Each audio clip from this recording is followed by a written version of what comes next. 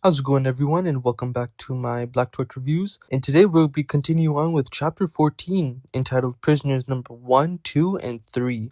So I remember first reading this, I'm like, what the hell? What type of a chapter is this? But we'll get into that later. So the chapter starts off just like how we left off last chapter. The Ichika and the Mononoke just talking, right? So the Mononoke kind of gives Ichika her backstory. He's like, hey, I was always in the shadows of like the humans and stuff like that. Up until the boss, his boss, his name was Amigi. We'll call him Amigi.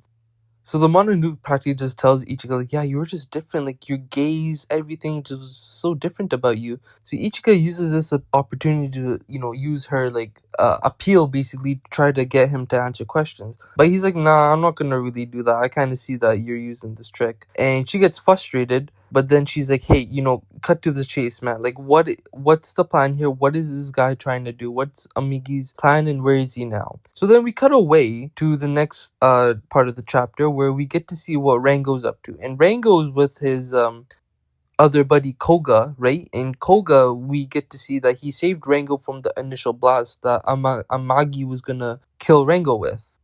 Mind you, I should also clarify that they're kind of in like a little backstory right now. We're seeing what's going on in the past. So Amagi kind of tells Koga, like, hey, this Rango isn't the real Rango because, he's powerless, basically. And Koga's like, well, what does that matter if he's powerless or not? Why are we just about to kill him? He's just a Mononoke just like us.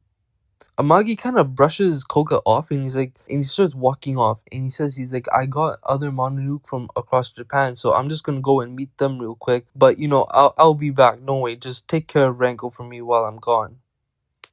So then we cut away to Koga, Rango, and the other girl. I can't remember her name. Just sitting around.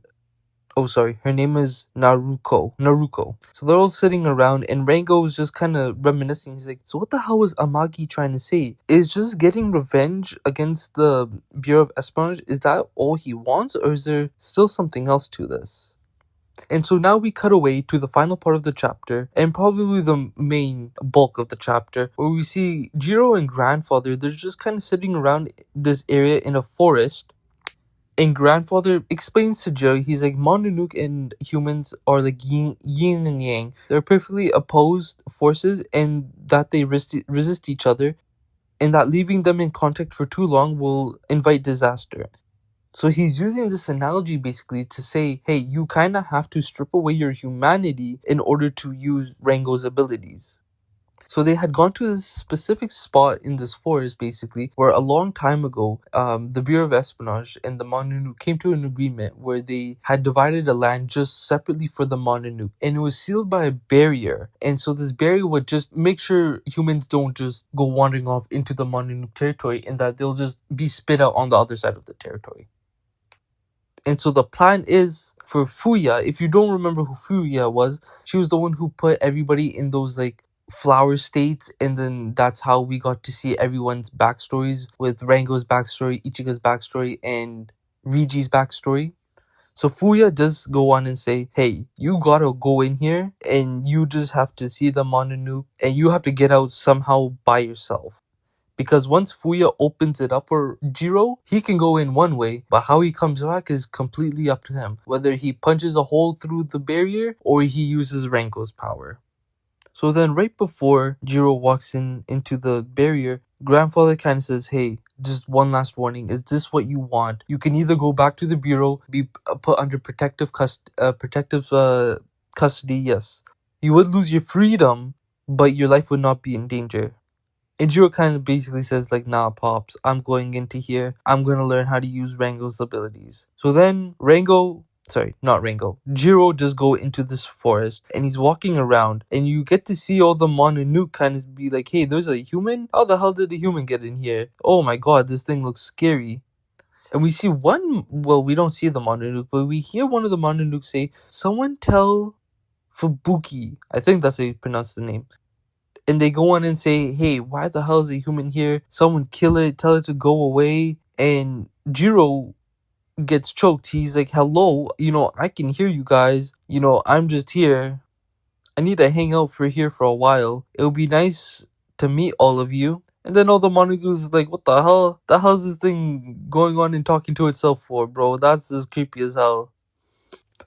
Jiro basically puts on a plan just to like, hey, if I'm gonna stay here for a while, I might as well just start, building shelter, finding my water reserves, finding out where I can get food and whatnot. So afterwards, he goes and sees some mushrooms, and he's like, what the hell are these mushrooms? And right as he thinks this, he gets attacked by a snake.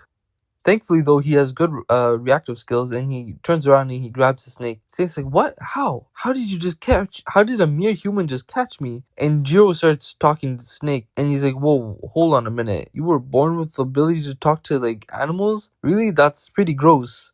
And Jiro just like, oh, Jiro wasn't having any of this shit. He was just like, just swinging this snake around like he's a lasso or something. And the snake just apologized. He's like, hey, my bad. I didn't mean it like that, bro.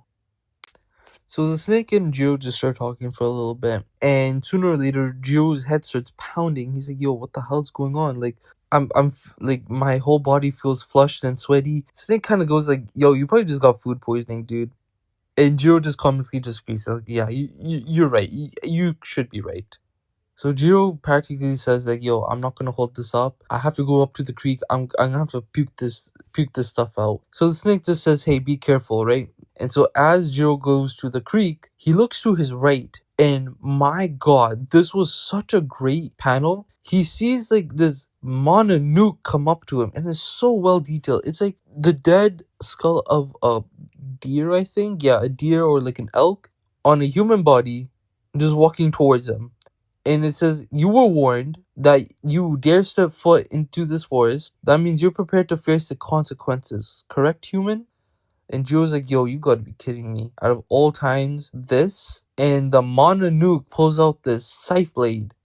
And his appearance just reminds me, if any of you have watched Bleach, there was that one character during, I believe it was Wako Mundo, when they were going to save Orihime. There was that one Shinigami that was wearing the hollow mask, and he had like this cloak on him, right? He kind of reminds me of that, but that's the only type of connection I can really say that will give you any visual representation of what this guy looks like. So yeah, that's the end of the chapter. And so that's what I think the chapter title meant. Prisoners of 1, 2, and 3. We got to see what Ichigo's up to, we got to see what Rango's up to, and we got to see what the predicament Jiro's up to now. So yeah, hope you enjoyed the chapter. Like, comment, subscribe if you did. And check out some of my other playlists. I also do Jujutsu Kaisen reviews, and I did some Kaiju number 8 reviews as well, so check that out. And I also do some gaming too if you'd like to see that as well. So anyways, take care everyone, and I'll see you next week.